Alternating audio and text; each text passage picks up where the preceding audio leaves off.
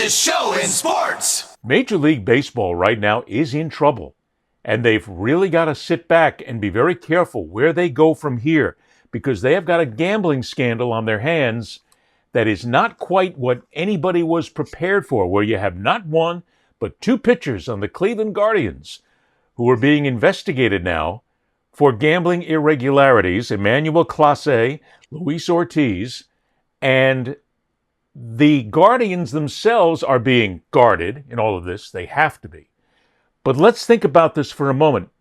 You have two players under suspicion. Lee, I can't imagine for a moment that Major League Baseball wouldn't go to this level and have players taken off the field unless they had something. I mean, they're not just going to throw it out there as a maybe. So here we are in a society where gambling has become part of the sports landscape. It even drives sports in many ways. And now you have, again, we've seen this before, but you got players that are involved who get paid pretty damn well, I might add. But even this, the taint of this, Lee, even if they clear these guys, wouldn't you agree that this is just simply not go away? This is dangerous. It looks bad. I mean, if you just look at the evidence as far as people betting on individual pitches, I've never done it. So I'll do some end game wagering in every major sport, but betting on pitches, I mean, that to me is taking it to the next level. I could never do that.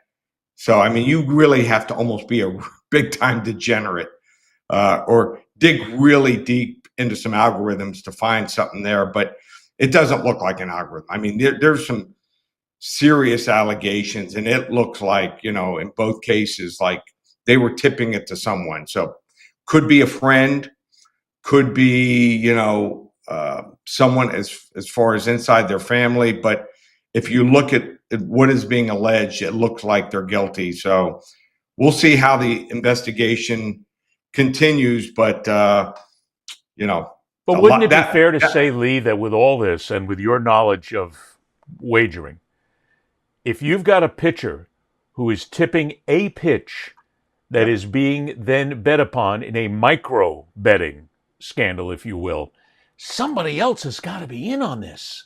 I mean, well, it could be as reeks simple of as it. one person. They could be, we've seen it before where people jamming in bets in kiosks, 15 to 30 bets on, in basketball, we saw that player that, he's banned for life. So, things like that. That's the only really good thing is because there's so many safeguards now, if they see an unusual something going on, they can usually sniff it out. And, if they've got the facts, if a guy's pitching his first pitch and every single time it's a ball, 12, 13, 14 straight batters when he comes in, that first pitch, well, what does that tell you? I mean, there's no real good reliever that's going to throw 12, 13, or 14 straight balls to the first batter he faces, and most of them weren't even close. So, I mean, if you're going to bet on something like that, there's a lot better ways that you can disguise it. So you want to bet some other things, but problem is people are stupid. They're selfish. They're looking to make the quick dollar, and usually it doesn't work out. So I'm all for all the different safeguards that most of these different sports have. And trust me, all these different sportsbook managers, and I know quite a few of them, when they see something like that, they're on the phone to the next, sports book. They're like, we just got a bet. Did you get a bet like this? We just got 10 bets like this.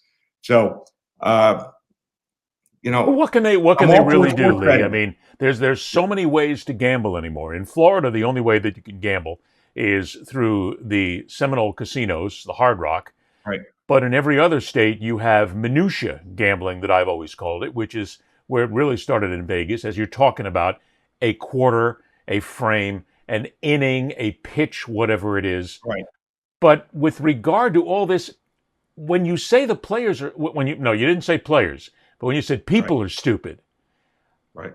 How can these guys be that stupid? And I'm talking about the players now, to basically say, I can get away with this when what you just described is a back channel checking system through all of the legitimate gamblers and all of the legitimate books, where if one person sees something on a bet in Atlantic City, and I'm guessing right now, you know much better than I do, who then contacts the person in Vegas, who contacts the person in Texas, who contacts the person somewhere else, and says, we've got something strange going on.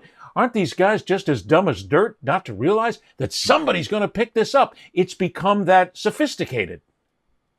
Yeah, so here's the situation. I found out about injuries before. Nothing illegal, but I found out about injuries before. But I'm sure not going to bet, $10, $20, $30,000 in one place. I'm going to bet at different places. And I'm doing nothing wrong. I've done some homework, and I feel, let's say, the backup quarterback isn't even close to the starter, and I find out about something on a Wednesday. I'm going to bet it. I'm going to bet it many different places. Now, there are some states still, believe it or not, like Mississippi and the state of Washington, where you have to be on site to wager. And we know now that 95% of the bets are bet through an app. So, the bottom line is some of these states like New York, New Jersey, Michigan, they're picking up on things. Ohio was one of them. There was another gambling, something going on with a college coach. I don't know if you remember that about 2 years ago. Yes. Where a college coach tipped that his starting pitcher was going to pitch. And a friend of his ended up, I think it was in something like Louisiana or something like that, some state in the South, an SEC school. He ends up going to a sports book in Ohio and has a picture of what he wants to bet. And he's trying to jam in more than 10,000. I think it was 10,000 or more on a college baseball selection. So, it's unfortunate. Overall, gambling, I think, is good. It can be fun. You go to these, even if it's a hockey game, it keeps people there. Let's say you have a total, and the total's 6.5, and the score is 4-2. You see some people staying there, even if the road team ends up scoring a goal with 5 seconds to go on an empty net. You see people standing up and cheering like crazy. So as long as it's, kept in moderation and it's for fun, I think overall it's a good thing for the sport, but there's always going to be a few bad apples in everything. That's all, folks.